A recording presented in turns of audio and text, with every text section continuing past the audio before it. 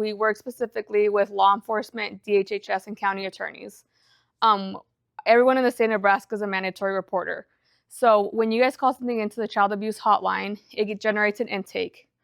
Depending on what that intake is screened as, if it's required to have Child Advocacy Center coordination, then law enforcement refers the family here. We conduct a forensic interview.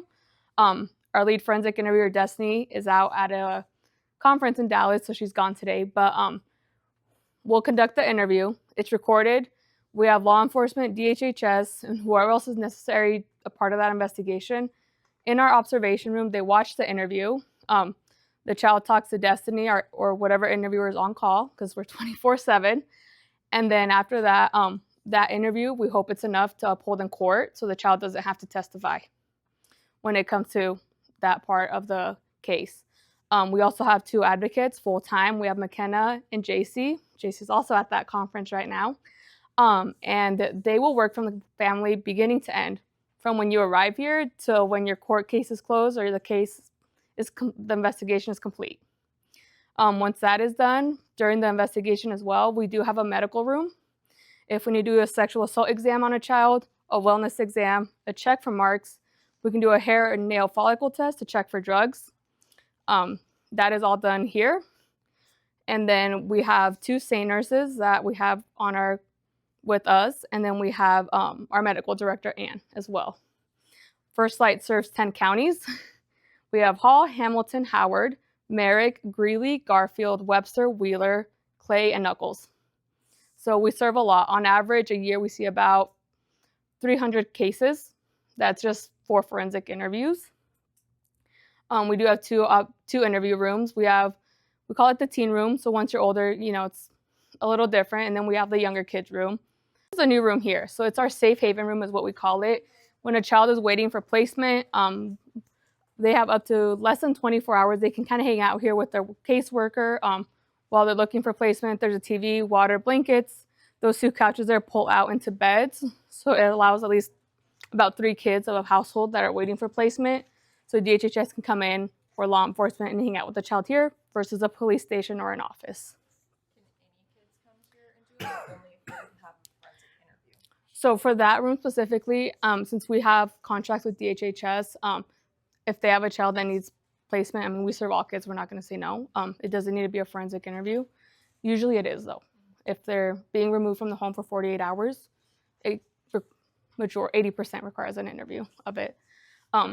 This right here, if you guys follow me, this is our observation room. Usually it's law enforcement, DHHS, and it's off right now, but this TV kind of just mirrors the interview room over here. This would be our teen room, forensic interview. It records, like I said. So there's a camera there and a camera above. The sound panels allow the noise to stay in the room, and we have white noise, so it keeps all the noise in this room. When kids come in, we let them put a button in for bravery.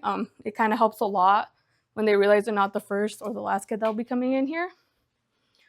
This is our younger child forensic interview room.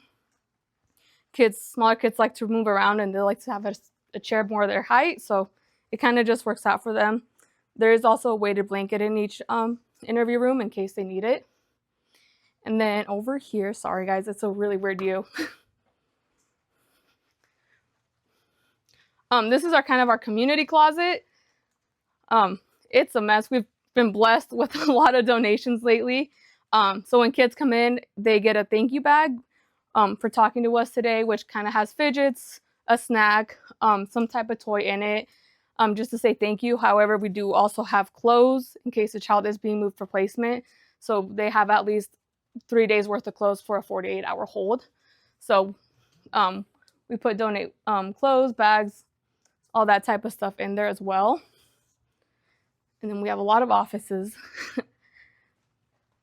So this would be our conference room. Usually this is where our meetings are held, or when law enforcement speaks to the family after the case, and it allows them to just have the privacy to talk. And the kids are usually able to hang out here. And since our offices are right here, we're able to keep an eye on them as well.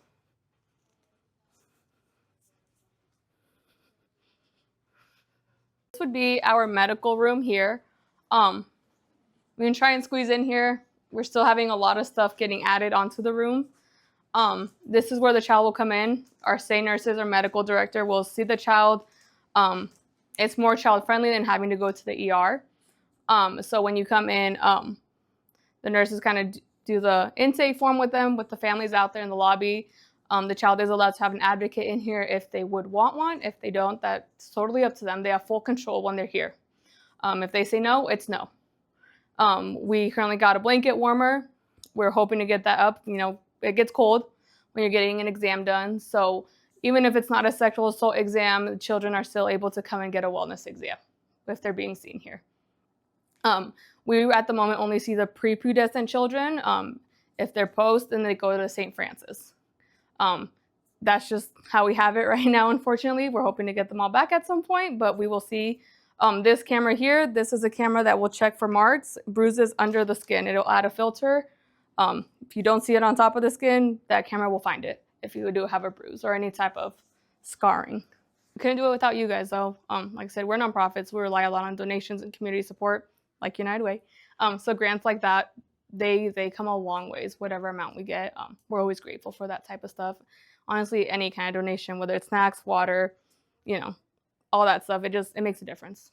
Do you take clothing donations? Yes, we do.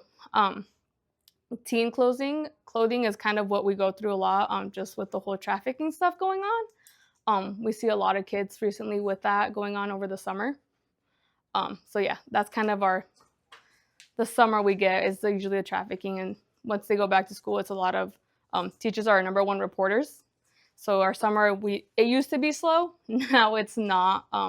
It's been a lot going on lately here, in not just Grand Island, but all around. So yeah, usually we would say summer was our break, but now it's not even our break either with everything going on.